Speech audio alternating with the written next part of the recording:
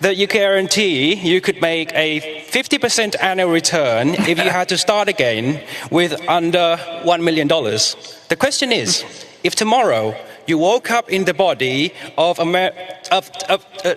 body. 20-year-old American. Your body. But that's fine.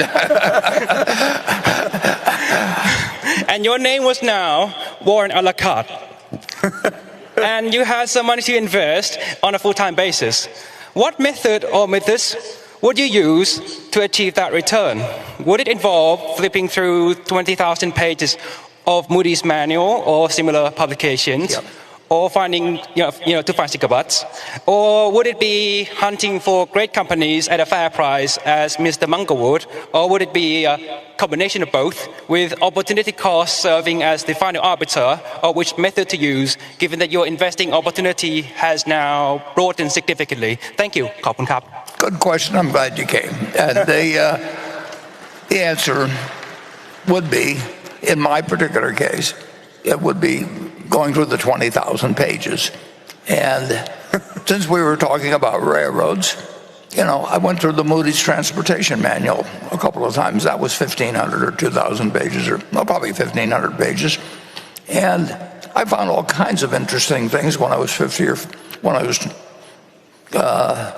20 or 21. And I don't imagine there's anybody here that knows about the Green Bay and Western Railroad Company, but there were hundreds and hundreds of railroad companies, and I like to read about every one of them.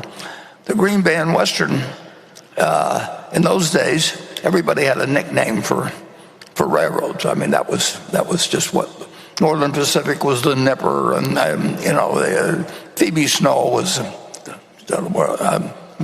one of them in the east that used to go up to Cornell, and the Green Bay and Western was known as grab baggage and walk, and GB&W, and they had a bond that was actually the common stock, and they had a common stock that was actually a bond, and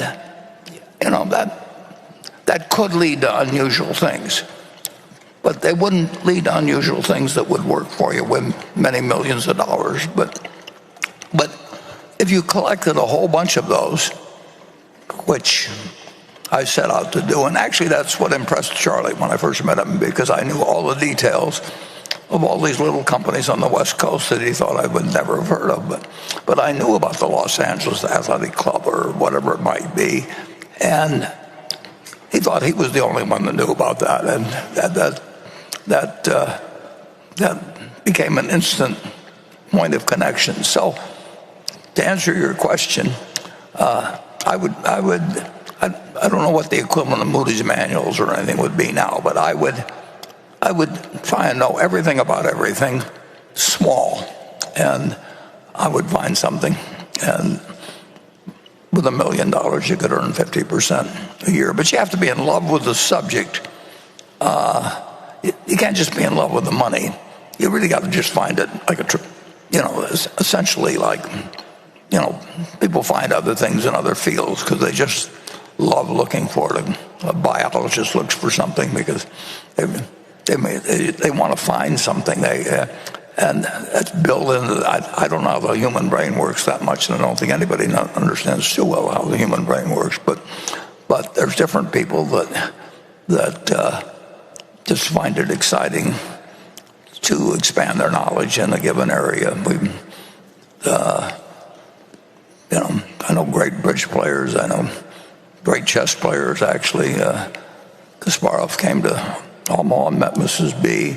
I've had the luck of meeting a lot of people that are unbelievably smart in their own arena and do some unbelievably dumb things in other areas. So all I know is the human brain is complicated, but it does its best when you find out what your brain is really suited for, and then you just pound the hell out of it from that point. And that's what I would be doing if I had a small amount of money and I wanted to make 50% a year.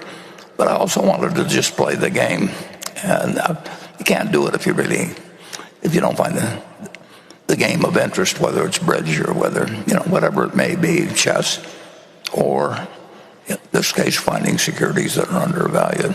But it sounds to me like you're on the right track. I mean, anybody that'll come all the way to this annual meeting has got something in their mind other than bridge or chess. So I'm glad you came, and come again next year.